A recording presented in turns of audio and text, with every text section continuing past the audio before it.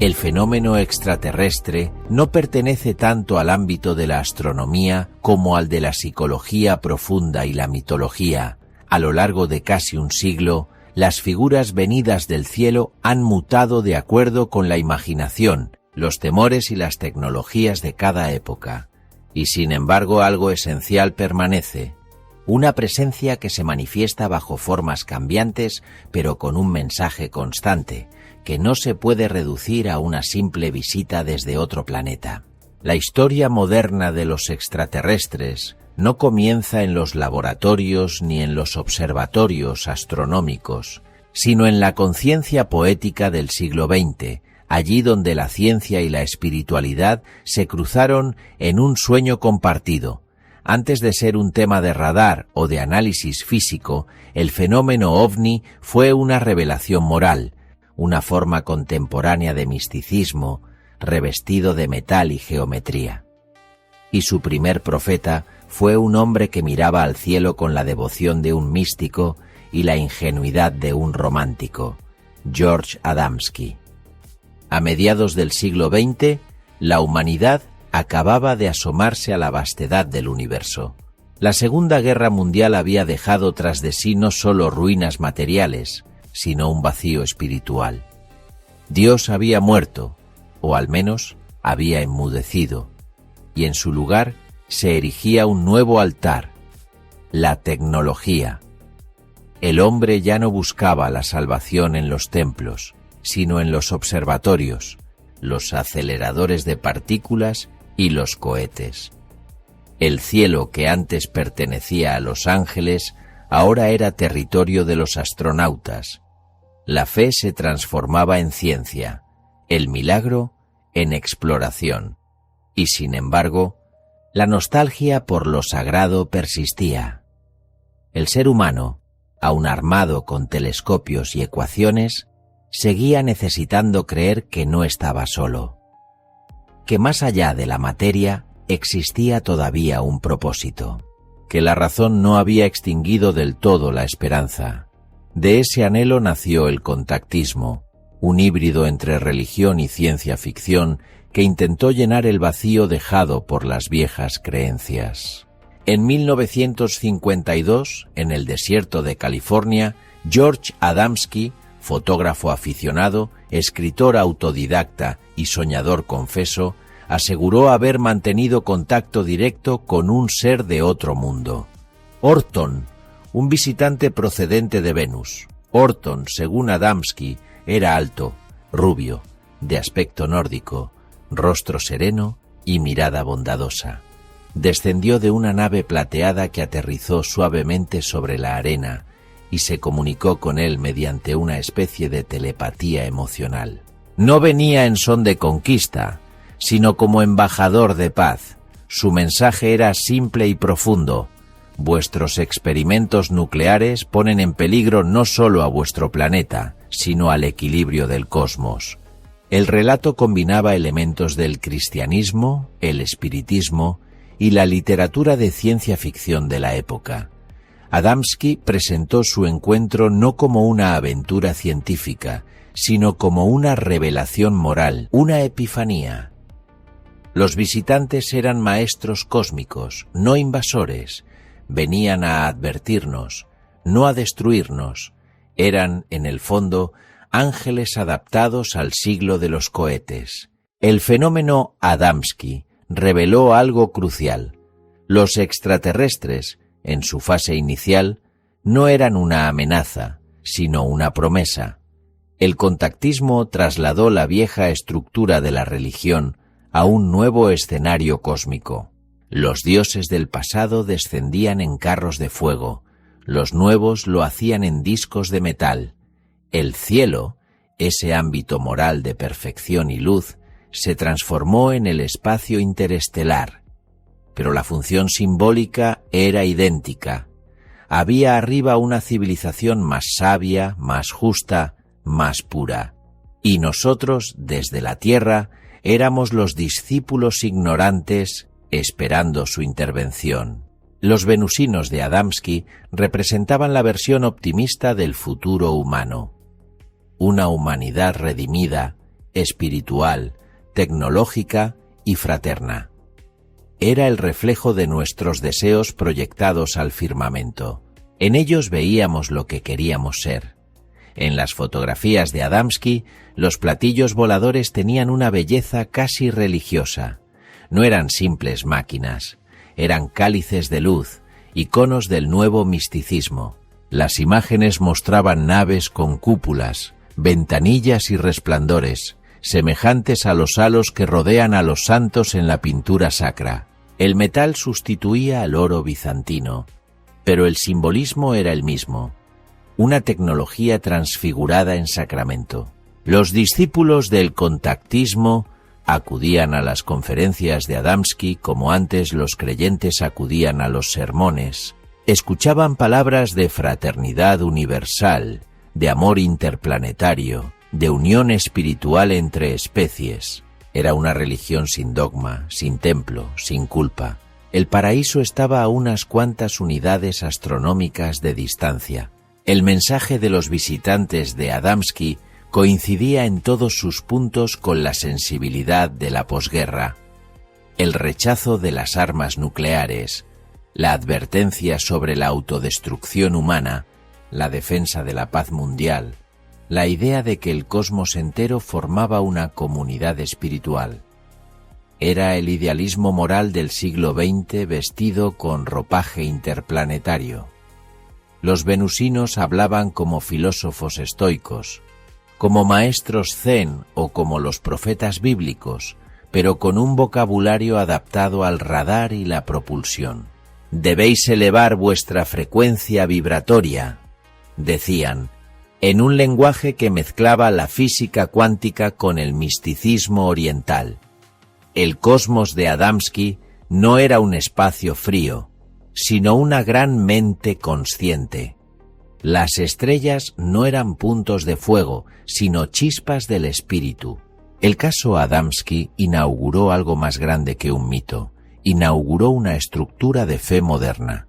Por primera vez, lo sagrado se expresaba a través de la ciencia y no contra ella. El telescopio reemplazó al rosario, el disco volador al milagro. Pero, ¿qué revela realmente el mensaje de Adamski? Revela que el ser humano no puede vivir sin trascendencia. Cuando pierde la fe en Dios, la traslada a los cielos literales. El espacio exterior se convierte en el nuevo escenario del alma, y así, los extraterrestres de Adamski fueron los últimos ángeles de Occidente, los emisarios del Espíritu Santo en clave tecnológica. La ciencia no destruyó el mito, lo reconfiguró. Donde antes había alas, ahora había propulsores. La utopía de Adamski duró lo que tarda un sueño en despertar. Cuando la NASA comenzó a explorar el sistema solar, las sondas revelaron que Venus era un infierno químico. No había océanos, ni templos cristalinos, ni ciudades luminosas. Solo calor abrasador, gases tóxicos y presión suficiente para aplastar una nave. Y con esa constatación, el mito tuvo que emigrar. Los contactados ya no hablaban de Venus, sino de Sirius, Arcturus, Andrómeda o Zeta Reticuli. El fenómeno se desplazó hacia lo inalcanzable. Cuanto más avanzaba la ciencia, más lejos se movía el misterio. El contacto físico dio paso a las comunicaciones telepáticas, a los mensajes canalizados, a los sueños cósmicos. El relato se espiritualizó, como si el propio fenómeno se adaptara a los límites del conocimiento humano. El espacio dejó de ser un lugar físico para convertirse en un plano vibracional, una dimensión de la conciencia. Más allá de su veracidad y de las evidentes imposturas que lo rodearon, Adamski representa un arquetipo universal, el del visionario que ve en los cielos una esperanza moral. Su historia es la versión moderna de los pastores de Fátima, de los profetas bíblicos, de los místicos medievales, solo que su lenguaje fue el de la ciencia ficción y su escenario, el desierto californiano. En su ingenuidad había algo profundamente humano, la convicción de que el cosmos no puede ser indiferente a nuestra angustia, que, en algún lugar del universo, hay seres que velan por nosotros, que la humanidad no está condenada a vagar sola por la oscuridad. Y aunque el tiempo y la ciencia hayan desmentido su literalidad, el mito de Adamski persiste porque toca una fibra esencial, la necesidad de creer que la inteligencia no equivale al vacío, que el conocimiento no anula el sentido. Los ángeles de Adamski fueron los últimos habitantes del cielo teológico y los primeros del cosmos científico. Fueron el puente simbólico entre la religión y la exploración espacial. En ellos, la humanidad proyectó su redención en clave astronómica. La salvación no vendría ya de los cielos espirituales, sino de las estrellas físicas. Por eso su historia no debe leerse como una farsa, sino como un espejo, un reflejo de la mutación espiritual de la era moderna. Cuando la ciencia mató a los dioses, los hombres los resucitaron en forma de astronautas luminosos. El mensaje de Adamski, ingenuo, anacrónico, pero profundamente poético, no hablaba de Venus, hablaba de nosotros, de nuestro anhelo de fraternidad cósmica, de nuestra incapacidad para aceptar que el universo, pese a su belleza, pueda estar vacío de propósito. Hoy, cuando los informes militares y los archivos desclasificados hablan de fenómenos aéreos no identificados, el mensaje de Adamski parece una reliquia ingenua, pero en su pureza simbólica conserva una verdad que los radares no pueden medir, la de que el misterio no reside en el cielo, sino en la mirada que lo contempla. Los ángeles de Venus ya no existen, pero la necesidad de creer en ellos sigue viva. Y mientras el ser humano continúe mirando las estrellas con la mezcla de temor y esperanza con que las miró Adamski, el mito de los visitantes benévolos del espacio seguirá descendiendo, no en platillos de metal, sino en los sueños, las visiones y las preguntas sin respuesta que habitan el alma. Con el tiempo, el rostro del misterio cambió. Donde antes descendían los mensajeros radiantes de Venus, ahora se erguían figuras diminutas, cabezonas, de piel ceniza y ojos negros insondables. El siglo del idealismo cósmico había terminado. El contactado, que otrora escuchaba parábolas de paz interplanetaria, se convirtió en abducido, examinado y devuelto a su cama con una cicatriz y un recuerdo fragmentario. Lo que había comenzado como una teología espacial se transformó, con el paso de las décadas, en una clínica del alma. Los extraterrestres dejaron de hablar como profetas y comenzaron a comportarse como cirujanos. Y esa mutación, tan precisa y simbólica, marca la evolución más profunda del mito ufológico, el paso de la esperanza a la sospecha, de lo divino a lo técnico, de la redención al trauma. Durante los años 50, los visitantes eran bellos. Eran nuestros hermanos mayores, éticos, compasivos, luminosos. Representaban lo mejor de nosotros mismos, proyectado al cosmos. Pero en las décadas siguientes, esa imagen comenzó a resquebrajarse. El optimismo de la posguerra, con sus ferias tecnológicas, sus sueños de cohetes y su confianza en el progreso, se desmoronó con Vietnam, Chernóbil, la Guerra Fría y las crisis petroleras. El cielo ya no podía ser escenario de la salvación, era un espejo del miedo. La humanidad, que había mirado a las estrellas con esperanza, empezó a hacerlo con desconfianza. Y cuando cambió el espíritu de la época, cambiaron también los rostros de los dioses. Los ángeles venusinos de Adamski se retiraron discretamente y dejaron paso a sus herederos oscuros, los grises, pequeños, fríos, impersonales, seres que no venían a guiarnos, sino a investigarnos. El gris se convirtió en el nuevo rostro del visitante. Su descripción es universal: bajo, de piel lisa y pálida, sin pelo, sin boca visible, con enormes ojos negros y oblicuos que parecen absorber la luz. Ni masculino ni femenino, ni joven ni viejo, un ser sin biografía, sin emoción, sin alma aparente. Su lenguaje es el del laboratorio, no el del templo. No pronuncia discursos, no entrega mensajes mesiánicos. Observa, manipula, anota. El gris representa una ciencia sin compasión, una inteligencia sin ética, una razón sin corazón. Si el venusino de los años 50 era un dios solar, el gris de los 70 es un técnico cósmico.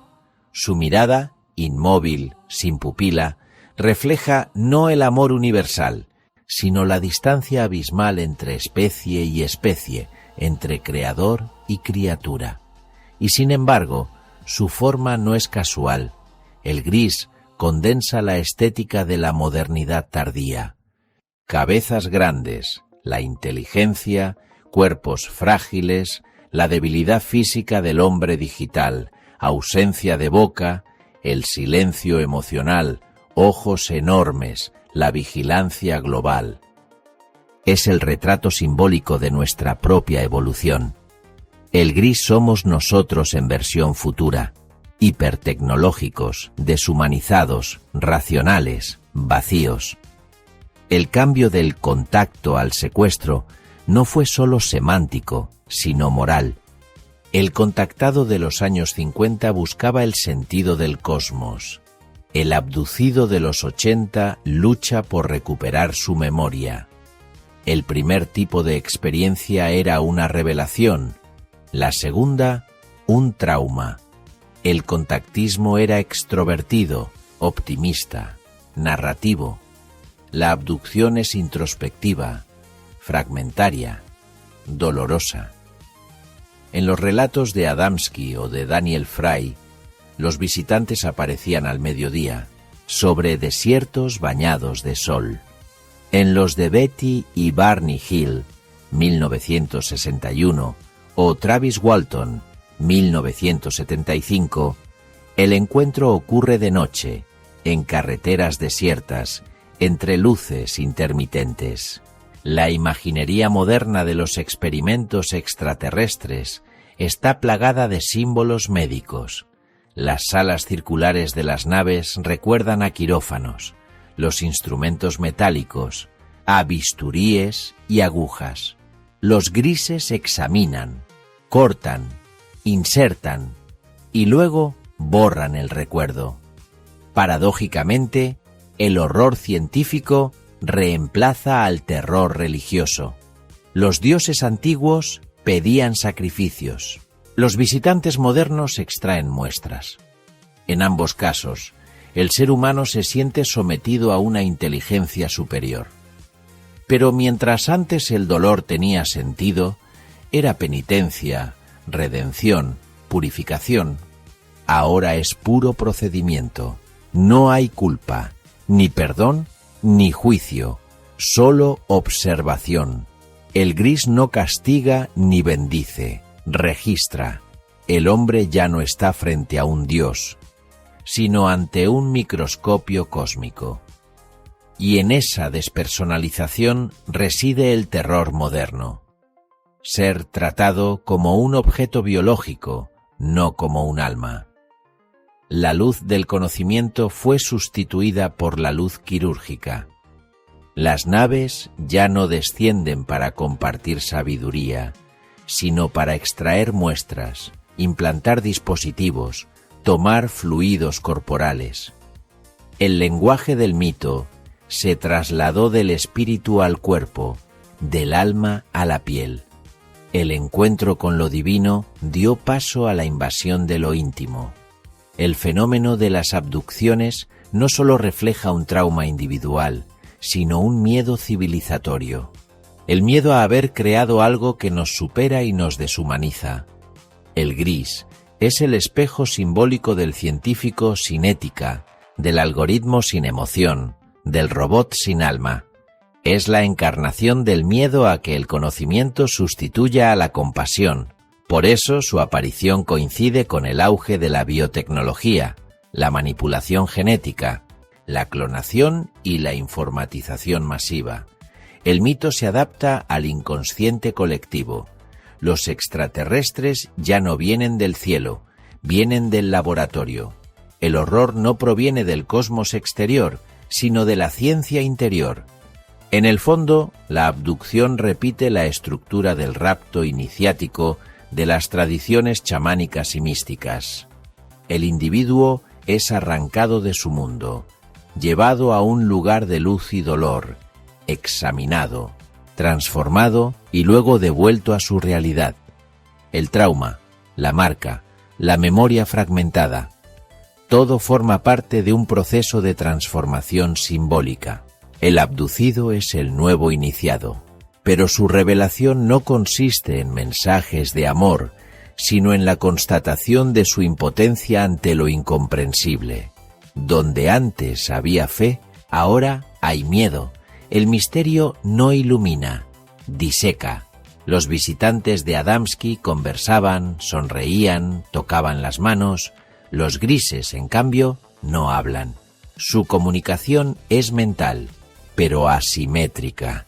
El hombre escucha, nunca responde.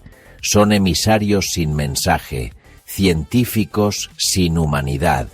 Su mutismo absoluto simboliza el fin del diálogo entre el hombre y lo trascendente. El cosmos ya no nos habla, solo nos observa, y en su silencio proyectamos todas nuestras culpas y temores. La mutación del mito refleja una inversión teológica. El dios solar de los contactados ha sido reemplazado por un dios oculto, de laboratorio y bisturí. Pero ambos cumplen la misma función, recordarnos que no controlamos el universo. El cambio es de tono, no de estructura. En los años 50, la humanidad necesitaba creer en la esperanza cósmica. En los 80, en plena crisis del progreso, necesitaba temer sus propias creaciones. El ángel se transformó en cirujano, el mensaje en experimento, el mito en trauma, y sin embargo, en ese descenso simbólico, el misterio conserva su poder. Sigue siendo la encarnación de lo otro, lo radicalmente ajeno, lo que nos confronta con los límites de nuestra identidad. El gris no es un intruso, es una premonición, es la forma que adopta el ser humano cuando imagina su propio destino sin alma. Es el hijo de la tecnología, la criatura del progreso sin ética.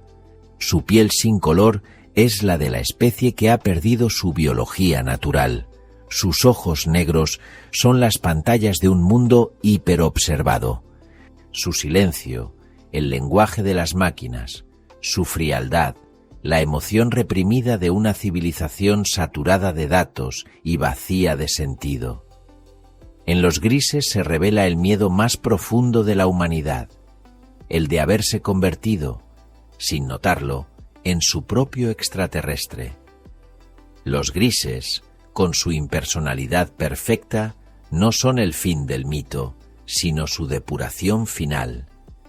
Han perdido la belleza, la voz y el aura de los antiguos mensajeros, pero conservan su función primordial, recordarnos que no estamos solos, aunque quizá no queramos compañía.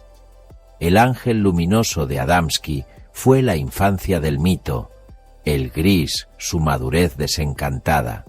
Entre ambos se extiende el arco de toda la evolución moderna, del asombro a la angustia, del misticismo a la clínica, de la fe a la autopsia. El hombre ya no busca en el cielo un Dios que lo salve, sino un científico que lo comprenda.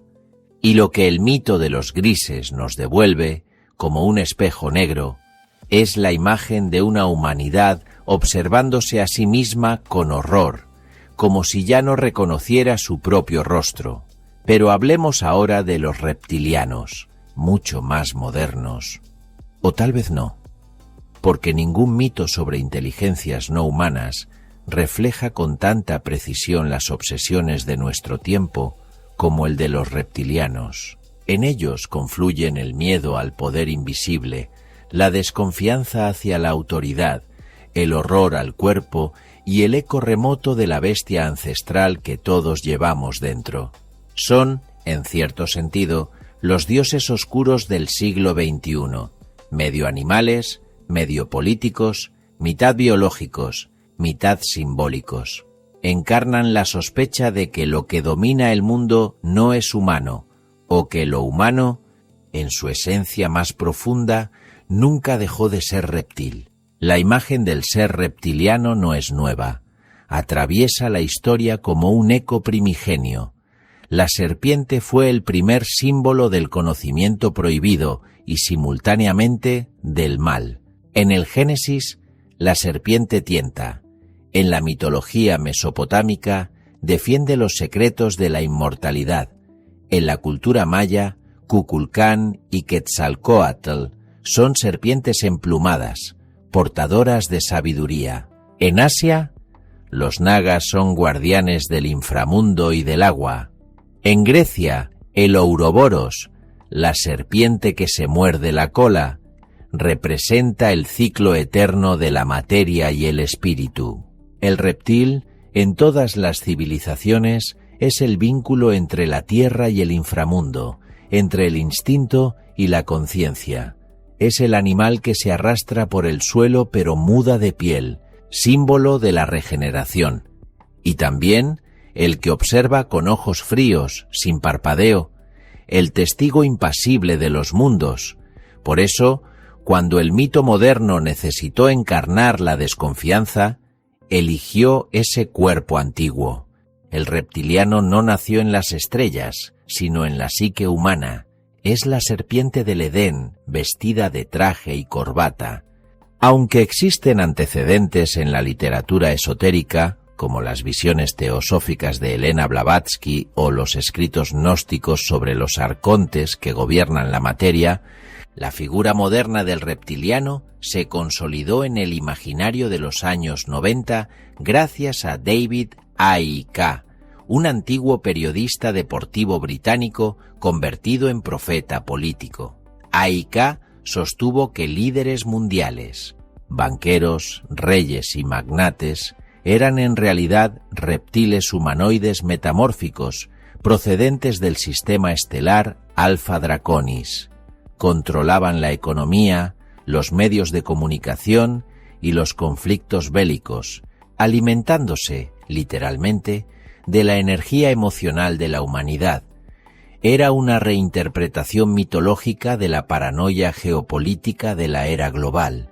Lo fascinante del mito reptiliano no es su literalidad, sino su estructura simbólica. Los antiguos demonios del cristianismo, entidades que corrompían las almas, fueron sustituidos por élites biológicas que corrompen la política y la verdad. El infierno dejó de estar bajo tierra, se mudó al parlamento, a los mercados, a las pantallas de televisión. Los reptilianos representan la biología del poder, frío, impersonal, inmortal. En los relatos contemporáneos no sienten compasión ni emoción, no envejecen, se reproducen por control genético, no gobiernan mediante la violencia visible, sino mediante la manipulación, la información, la distracción. En el fondo, son una alegoría del sistema. La globalización, los algoritmos, las finanzas abstractas, las corporaciones sin rostro, todo lo que rige nuestras vidas desde la distancia. Sin contacto humano, adopta en el mito la forma del reptil. Como los dragones medievales, viven en castillos inaccesibles, custodiando tesoros. Hoy, esos tesoros son datos, monedas, poder simbólico, y como aquellos dragones, pueden adoptar la forma del gobernante, del banquero o del magnate, disfrazados de humanidad para pasar desapercibidos entre nosotros. El mito expresa un sentimiento generalizado, la certeza de que quien manda ya no es humano, sino algo frío, ajeno, estructural. El reptiliano es la máscara zoológica del capitalismo. El rasgo definitorio del reptiliano es su sangre fría. Ese detalle biológico se convierte en el mito en símbolo moral. Tener sangre fría equivale a carecer de empatía, a ser incapaz de amar o compadecer. Los reptiles son seres que sobreviven sin afecto, por puro instinto. Así, el reptiliano no solo domina, sobrevive. No necesita belleza, ni arte, ni compasión, solo eficacia. Representa el triunfo de la materia sobre el espíritu, de la lógica sobre la emoción, del cálculo sobre el alma. En la escala simbólica, el reptiliano es el antípoda del ángel. El ángel brilla por su pureza, el reptiliano se arrastra por su propósito. Ambos son inhumanos, pero uno eleva y el otro devora. En ese contraste se cifra la dualidad que atraviesa toda la historia del pensamiento occidental. Espíritu versus instinto, cielo versus tierra. Pero el mito reptiliano no se limita a describir criaturas extrañas, organiza una cosmología moral. Establece una narrativa de caída y corrupción, un apocalipsis perpetuo en el que la humanidad vive esclavizada por entidades invisibles. La conspiración cumple una función teológica, devuelve al mundo la lógica del pecado original. Si algo va mal, si hay guerras, hambre, desigualdad, no es culpa del hombre, sino de los otros, los infiltrados. El mito libera de responsabilidad moral. El mal no nace en nosotros, sino en ellos. Es el retorno del dualismo gnóstico. Los seres de la luz contra los señores de la materia. Cada vez que un conspiracionista denuncia a los reptilianos, repite inconscientemente la liturgia del exorcista, nombra al mal para contenerlo, y al hacerlo, lo perpetúa. Uno de los rasgos más sugerentes del mito reptiliano es su capacidad de adoptar forma humana. Esta característica revela su verdadero sentido. El enemigo no está fuera, sino dentro. Cualquiera puede ser reptiliano, incluso nosotros. El mito expresa, en clave paranoica, la angustia contemporánea ante la pérdida de identidad. Vivimos en un mundo donde todo es mutable: el cuerpo, el género, la realidad virtual, la información. La metamorfosis del reptiliano es la metáfora biológica de la fluidez posmoderna. La forma cambia, pero el poder permanece. La pregunta ¿quién es reptiliano? Equivale a ¿quién es real? Y esa duda es el núcleo de nuestra crisis cultural. Ya no distinguimos lo verdadero de lo simulado. El reptiliano es, literalmente, la metáfora viviente del simulacro. Carl Jung habría reconocido en los reptilianos una manifestación de la sombra, esa parte reprimida del inconsciente colectivo donde habitan los impulsos, miedos y pulsiones que la sociedad niega. El reptiliano es el retorno de lo reprimido. Representa el instinto primitivo que la civilización intenta sofocar, pero que nunca muere. En términos psicológicos, los reptilianos encarnan lo que la humanidad teme reconocer en sí misma: la agresividad, la sexualidad instintiva, el deseo de poder, la dominación. Todo aquello que el discurso racional ha desterrado reaparece en forma de monstruo. Por eso los reptilianos siempre están debajo, en túneles, bases secretas, ciudades subterráneas. Simbolizan el inconsciente del planeta, los estratos más antiguos de la psique colectiva. Son el eco evolutivo de los reptiles que gobernaron la Tierra millones de años antes del hombre. El mito, en el fondo, expresa un terror evolutivo, el miedo de que el pasado biológico no haya sido del todo reemplazado, sino que siga gobernando desde las profundidades. En la política contemporánea, el reptiliano ha sustituido al demonio. Las antiguas jerarquías religiosas fueron reemplazadas por jerarquías tecnocráticas, organismos internacionales, fondos de inversión, gobiernos globales, corporaciones transnacionales. El ciudadano medio no entiende cómo funcionan, pero percibe su poder.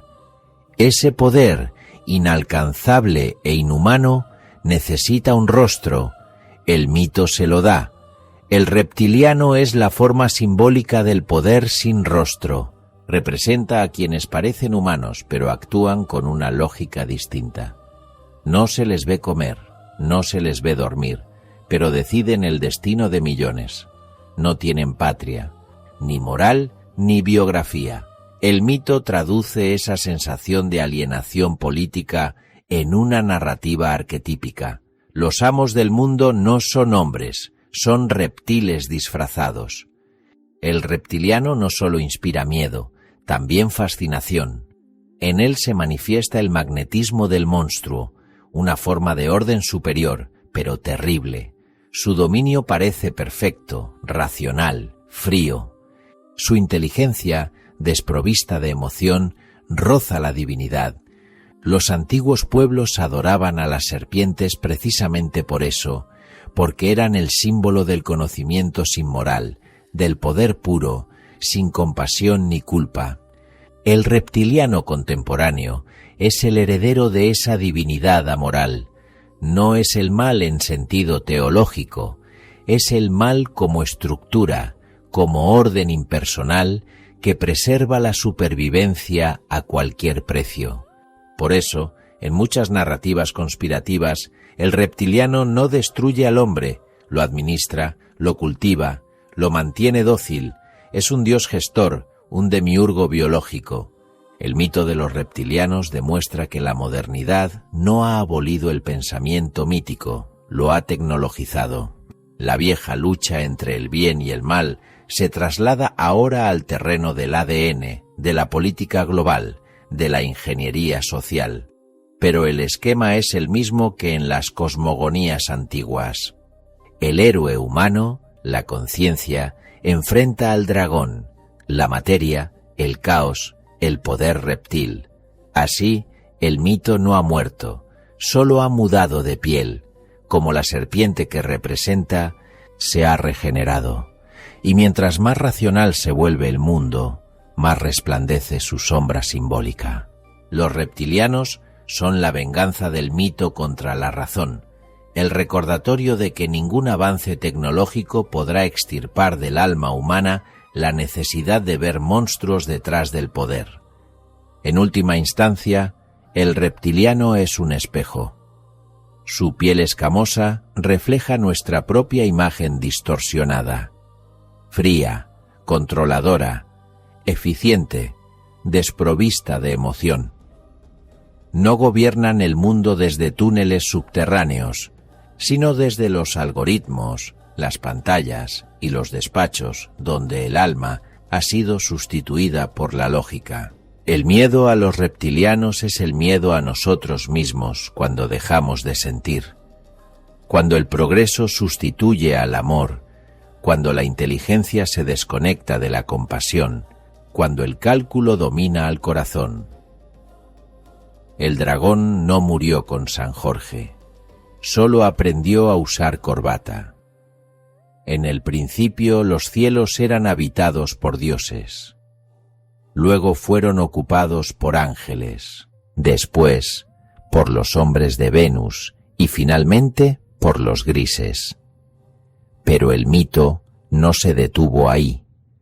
A medida que el siglo XX avanzó, los visitantes del cosmos se multiplicaron como las sectas de una nueva religión. De cada abducción, de cada trance hipnótico, de cada mensaje canalizado, surgía una raza diferente, una nueva genealogía estelar con su propio credo, su estética, su ética y su destino. Los ufólogos empezaron a hablar de un zoológico cósmico.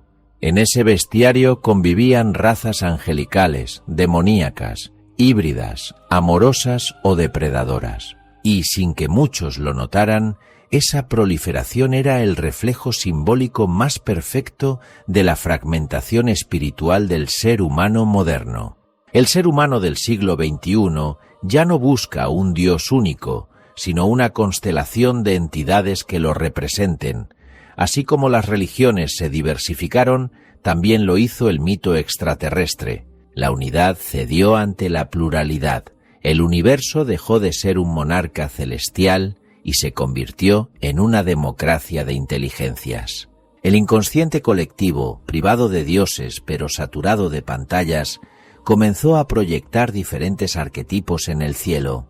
Cada uno respondía a una necesidad psicológica, cultural o espiritual, y de ese espejo multiplicado nacieron las razas: pleyadianos, andromedanos, arturianos, draconianos, sirianos, nórdicos, insectoides, felinos, híbridos humanos grises, etc. Entre las razas luminosas, los pleyadianos se convirtieron en los más populares. Altos, bellos, rubios, de ojos claros, de una benevolencia casi maternal, descendientes, según las canalizaciones, de una civilización espiritual cuyo único propósito es ayudar a la humanidad a ascender. Su hogar simbólico, las Pléyades, es un cúmulo abierto de estrellas jóvenes. No es casualidad. El inconsciente eligió un lugar astronómicamente joven para proyectar la idea de pureza, inocencia, renacimiento. Los pleyadianos representan la nostalgia del paraíso perdido, la añoranza de una humanidad que aún no ha caído. Son los nuevos ángeles, los herederos del mito adamskiano. Hablan de amor, de vibración, de energía crística. Sus mensajes son místicos, pero con estética tecnológica. Ángeles con mandalas cuánticos. Encarnan el polo luminoso del imaginario cósmico, la promesa de redención espiritual a través del conocimiento estelar. Cada una era una versión simbólica de nosotros mismos, una máscara de lo que deseamos o tememos ser. En el extremo opuesto se encuentran los draconianos, los reptilianos, los grises dominadores, las razas frías y depredadoras. Representan el polo negativo, la sombra del cosmos, el reflejo de nuestras pulsiones de dominio y miedo. Su mundo es subterráneo o distante, árido y metálico. Son la versión cósmica del infierno moderno, la tecnocracia total, la biología cinética. Frente al pleyadiano, que sana, el draconiano experimenta. Donde uno libera, el otro controla, pero ambos son complementarios.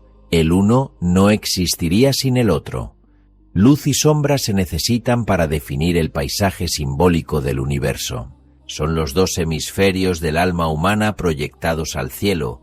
Los arturianos, por su parte, son la versión metafísica del sabio, procedentes, según la tradición, de la estrella Arcturus, una de las más brillantes del cielo.